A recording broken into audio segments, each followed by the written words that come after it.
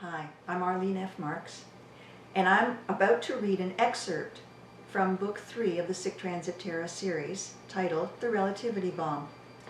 In this excerpt, Barry Novak, the Chief Operations Officer of Earth Intelligence, has agreed to meet with an alien defector with information regarding the murder of one of Novak's operatives.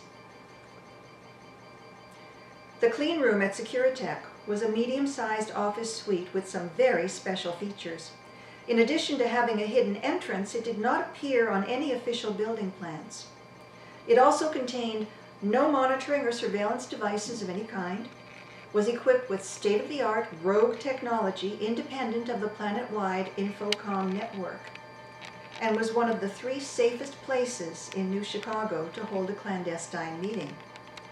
This was where Novak found Zane Man Mountain DeWitt standing over the individual who had earlier introduced himself to the receptionist as Traeger. Novak froze and stared in disbelief. Their visitor was sitting upright in one of the swivel chairs, his big hands clamped tightly over the ends of its arms as though bracing to launch him out of it. He was also covered with blood, his own.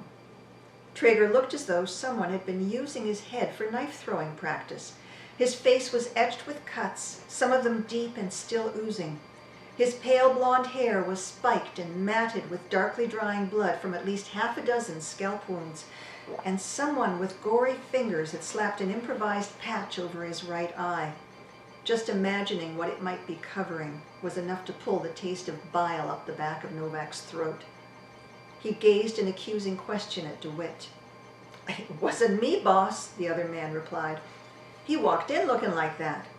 Nearly gave Ellie a heart attack. We've already disposed of his transportation, and Sam is doctoring the surveillance vids. I was just about to get the first aid kit and fix him up." Disconcertingly, Traeger smiled and leaned back in his seat. "This looks worse than it is.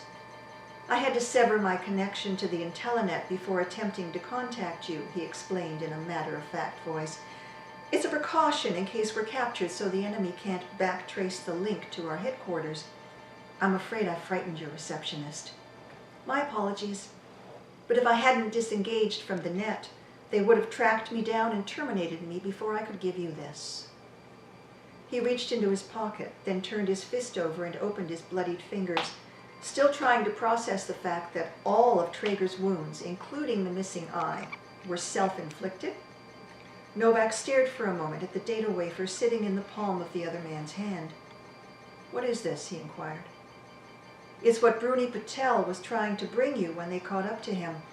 What I promised him I would deliver if he couldn't." Things began clicking into place in Novak's mind. "So you're Strigoi, like Bruni." It wasn't a question, and Traeger gave no response. Novak took the offered data wafer and placed it on the desk behind him. Then he continued, purposely putting an edge on his voice. "When we spoke earlier, you told me you had information about his murder that could only be shared in a private meeting. Well, this is as private as it gets around here, so you'd better start sharing. Who exactly are they, and why did they target Patel?" Traeger's mouth twisted as though he were trying to swallow something distasteful. "A majority faction of our government would rather the humans of Earth remain ignorant of certain historical events involving our 2 planets, he said. Bruni felt differently, and I agreed with him. A friend helped him gain access to the necessary documentation. Bruni copied it, intending to bring it to you. Unfortunately, the data theft was discovered more quickly than expected. The directorate held a hearing in his absence. The friend confessed to being an accomplice, and Bruni was branded as a traitor. And on our world, as on yours, the penalty for treason is death." "Just a minute," Novak commanded. "Are you telling me that the Strigoi Directorate ordered Patel's assassination, and it was carried out on Terran soil?" After a moment's hesitation, Traeger replied calmly, "Yes." "By whom?" "Unknown.